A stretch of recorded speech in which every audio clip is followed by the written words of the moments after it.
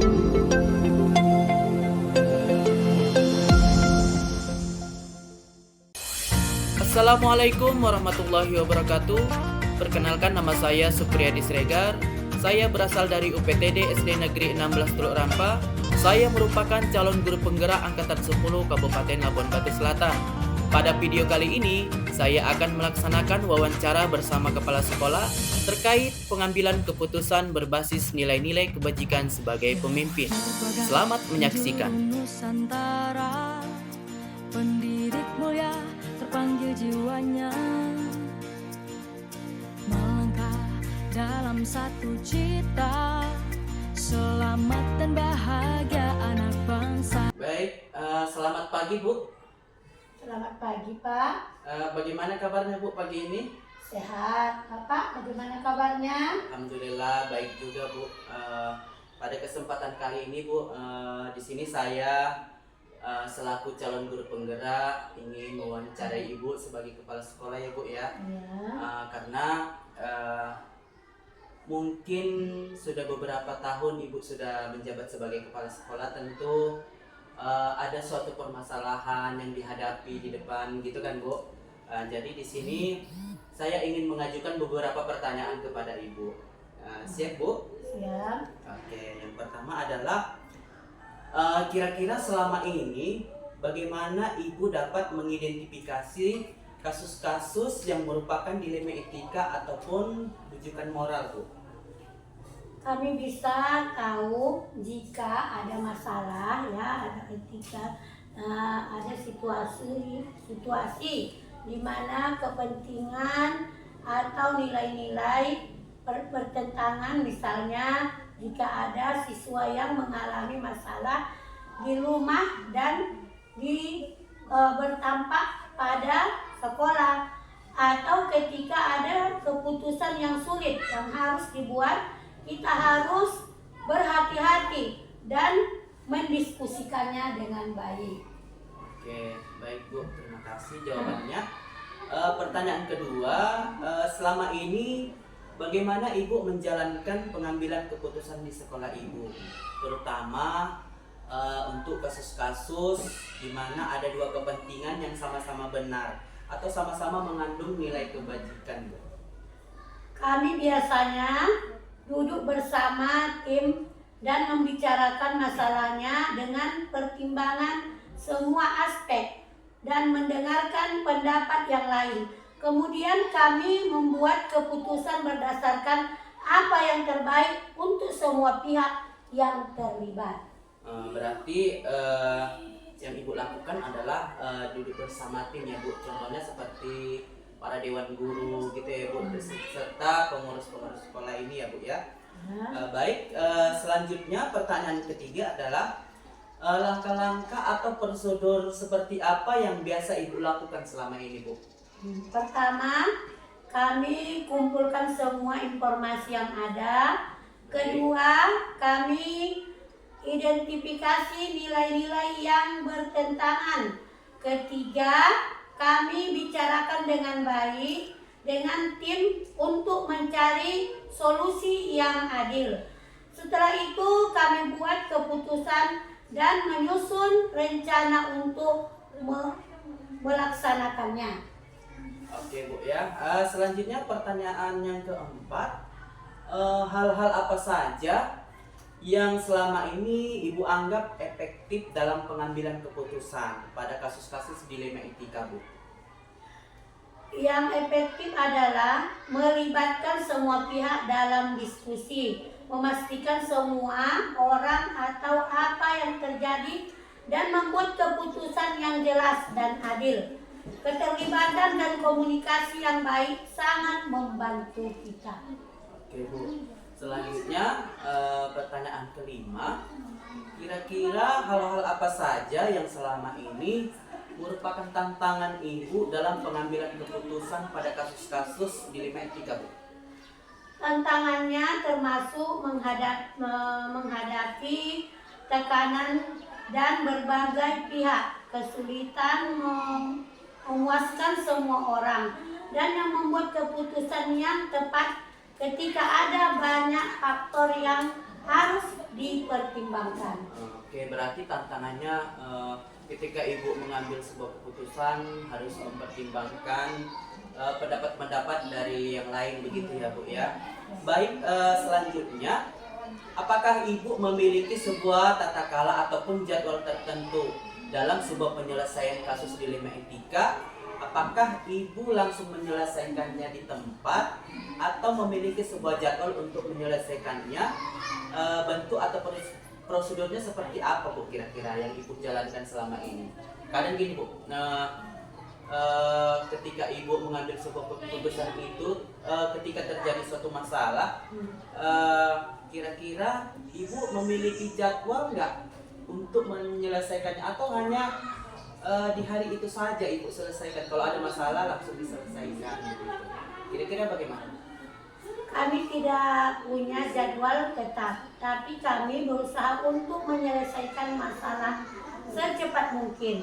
Kami buat rencana tindakan dan memberi waktu untuk setiap langkah agar semuanya berjalan lancar. Oke, berarti Bu kesimpulannya tidak ada jadwal ya Bu. Berarti ketika ada suatu masalah ibu selesaikan secepatnya gitu ya, agar lebih baik ke depannya gitu ya Bu ya. Oke. Jangan berlarut-larut. Oke.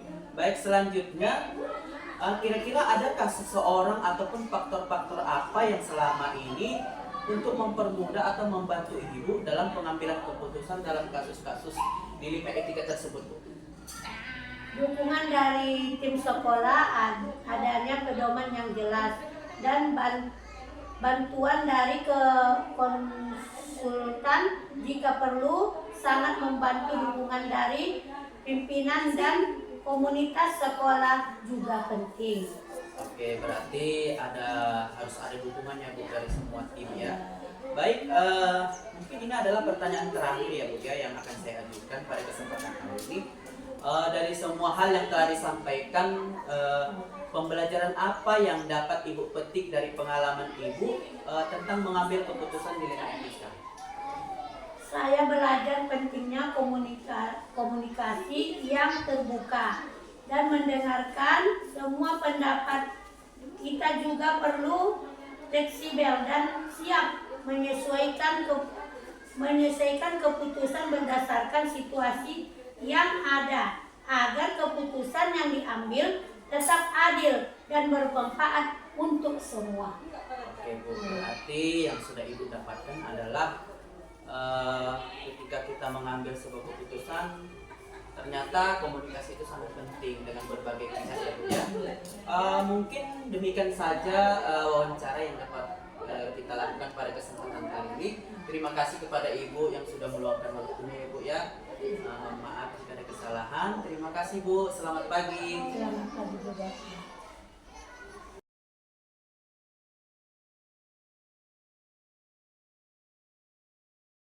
Selamat pagi Bu. Selamat pagi Pak. Bagaimana kabarnya Bu hari ini? Alhamdulillah sehat. Oke Bu, di sini saya sebagai calon guru penggerak angkatan 10 Labuan Batu Selatan akan mengadakan wawancara bersama Ibu sebagai kepala sekolah UPTD SD Negeri 34 Bangai ya Bu ya. Jadi di sini saya akan mewawancarai terkait tentang pengambilan keputusan berbasis nilai-nilai kebajikan sebagai pemimpin. Jadi di sini saya akan mengajukan beberapa pertanyaan terkait pengambilan keputusan. Kadang kan kita tahu bahwa ibu kan sudah beberapa tahun sudah menjabat sebagai kepala sekolah ya Bu ya. Jadi tentu tidak terlepas dari masalah-masalah yang dihadapi, baik dia masalah guru, masalah murid juga ya Bu ya. Jadi di sini saya pengen tahu nih bagaimana kira-kira ibu mengambilan keputusan terhadap suatu kasus yang ibu hadapi ataupun suatu permasalahan yang ibu hadapi begitu ya Bu ya. Jadi pertanyaannya yang pertama, kira-kira Bu selama ini bagaimana ibu dapat mengidentifikasi kasus-kasus yang merupakan dilema etika atau bujukan moral Bu? Ya, biasanya Saat ada masalah tersebut, suatu dilema ataupun rujukan moral ataupun konflik, ya, antara aturan-aturan sekolah dengan kebutuhan pribadi siswa, seperti siswa terlambat tapi memiliki nilai yang tinggi dan tetap ingin masuk sekolah. Jadi bisa juga contohnya seperti siswa berkelahi yang masalahnya hal-hal sepele dan lain-lain sebagainya. Oke Bu, terima kasih. Selanjutnya pertanyaan kedua, selama ini bagaimana Ibu menjalankan pengambilan keputusan di sekolah Ibu, terutama untuk kasus-kasus di mana ada dua kepentingan yang sama-sama benar atau sama-sama mengandung nilai kebajikan? Ya. Jadi apabila ada masalah tersebut, pengambilan keputusan saya biasanya mengajak beberapa orang atau ada tim antara pimpinan sekolah, ya, dan juga antara pengelola sekolah untuk berdiskusi. Kami pertimbangkan dari semua sisi dari masalah tersebut dan dampaknya sebelum memutuskan, supaya dapat mencapai kesepakatan bersama yang kepentingan untuk semua pihak. Jadi berarti di sini saya menyimpulkan ketika Ibu mengambil suatu keputusan, Ibu adakan perkumpulan ataupun duduk bersama peserta yang ada di sekolah ini seperti dengan guru-guru gitu ya Bu ya. Betul, ya. Karena kita sebagai kepala sekolah juga tentu tidak langsung mengambil suatu keputusan kemauan kita sendiri, Iya, gitu. tidak, Pak. Jadi harus Lalu dimusyawarahkan. musyawarahkan. Oke, baik Bu. Selanjutnya pertanyaan ketiga, langkah-langkah atau prosedur seperti apa yang biasa Ibu lakukan selama ini terhadap kasus yang Ibu hadapi? Ya. Nah, langkah-langkahnya apabila menghadapi suatu kasus atau masalah, yaitu pertama saya mengumpulkan semua informasi yang ada, itu yang pertama. Yang kedua, mengidentifikasi nilai-nilai yang bertentangan. Dan yang ketiga, mempertimbangkan dampak keputusan itu untuk semua orang. Yang keempat, mendiskusikannya dengan semua dari pihak sekolah, mengambil keputusannya berdasarkan analisa masalah tersebut, dan membuat rencana untuk melaksanakan keputusan tersebut. Oke, terima kasih Bu atas jawabannya. Selanjutnya pertanyaan keempat, kira-kira hal-hal apa saja yang selama ini Ibu anggap efektif dalam pengambilan keputusan pada kasus-kasus dilema etika? Hal-hal yang paling efektif adalah saya melibatkan berbagai orang, antara guru-guru dan termasuknya, ya, dengan saya sebagai kepala sekolah dalam proses pengambilan keputusan, berkomunikasi dengan baik dan transparan dalam membuat keputusan itu. Oke, baik Bu. Selanjutnya hal-hal apa saja yang selama ini merupakan tantangan?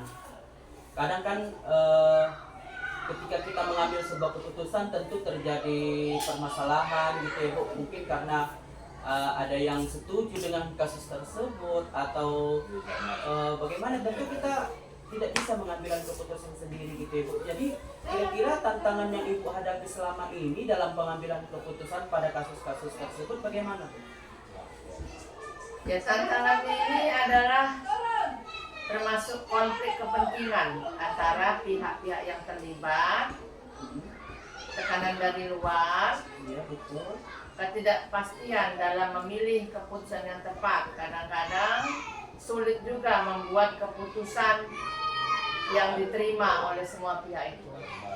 Betul ya. Jadi memang itulah memang kita sebagai pemimpin itu tidak gimana ya dikatakan ketika sudah ditetapkan pun keputusannya dengan cara bermusyawarah, kadang-kadang tidak semua pihak dapat menerima. Iya, betul Pak. Itulah ya Bu ya. Iya Pak. Oke, selanjutnya kita lanjut pertanyaan ke-6. Apakah Ibu memiliki sebuah tata cara ataupun jadwal tertentu dalam sebuah penyelesaian kasus dilema etika? Apakah Ibu langsung menyelesaikannya pada hari itu juga atau membuat sesuatu jadwal untuk menyelesaikannya atau memiliki sebuah jadwal untuk menyesuaikan untuk penyelesaian kasus tersebut, bentuk atau prosedur seperti apa yang Ibu jalankan selama ini?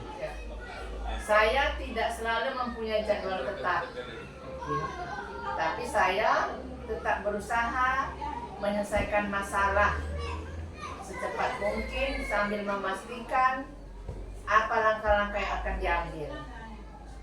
Biasanya saya membuat rencana terlebih dahulu, memberikan tenggang waktu untuk setiap langkah, tetapi tetap fleksibel jika apabila suatu masalah itu kan selalu situasinya berubah. Oke Bu, berarti ketika kita menyelesaikan suatu masalah lebih cepat diselesaikan maka lebih baik Ibu. Iya, Ya. artinya tidak ada jadwal tetap, tapi berusaha menyelesaikannya secepat mungkin. Oke Bu, baik. Selanjutnya pertanyaan ke-7, adakah seseorang atau faktor-faktor apa yang selama ini mempermudah ataupun membantu Ibu untuk pengambilan keputusan dalam kasus-kasus dilema etika Bu? Biasanya ya dukungan dari tim itu yang perlu ya Pak ya. Dukungan dari tim yang kompak dan memiliki pedoman etika yang jelas itu sangat membantu Pak ya. Saya juga melibatkan ya konsultan atau mediator dari luar sekolah apabila diperlukan untuk mendapatkan pandangan tambahan. Juga keterlibatan dari seluruh warga sekolah apabila dibutuhkan untuk mempermudah proses pengambilan keputusan. Ya, berarti diperlukan dukungan dari semua tim. Iya, dari semua tim, dari semua pihak, terutama dari pihak dari dalam sekolah itu sendiri. Oke Bu, mungkin ini adalah pertanyaan terakhir ya. Ya, Pak. Dari semua hal yang telah disampaikan mulai dari awal tadi, kira-kira pembelajaran apa yang dapat Ibu petik dari pengalaman Ibu ketika mengambil keputusan dilema etika? Ya kalau pembelajarannya Pak ya, saya itu belajar bahwa keterbukaan dan komunikasi itu sangat penting dalam pengambilan keputusan. Saya juga belajar bahwa penting untuk mempertimbangkan semua aspek dan dampak dari sebuah keputusan serta fleksibel untuk menyelesaikan keputusan tersebut. Oke, jadi begini Ibu dapat saya simpulkan ketika menghadapi suatu kasus atau permasalahan yang Ibu hadapi yang membuat Ibu dilema mungkin ya Bu ketika mengambil keputusan tersebut perlunya keterbukaan gitu. Berarti Ibu selama ini saya perhatikan ataupun saya dapat simpulkan Ibu selalu terbuka bersama guru-guru itu ya Bu ya. Terus Ibu selalu berkomunikasi begitu ya Pak. Oke. Baik, terima kasih atas jawaban-jawaban yang Ibu berikan pada kesempatan kali ini. Mungkin cukup sekian pertemuan kita pada siang ini ya Bu ya. Mudah-mudahan apa yang sudah kita bicarakan ke depannya ketika Ibu merasa dilema tentang keputusan-keputusan yang akan Ibu ambil dapat Ibu laksanakan dengan sebaik-baiknya ya Bu ya. Baik, terima kasih kepada Ibu telah meluangkan waktunya kepada saya. Mudah-mudahan kita bertemu di lain waktu ya. Terima kasih. Selamat pagi Bu. Ya, selamat pagi. Bergerak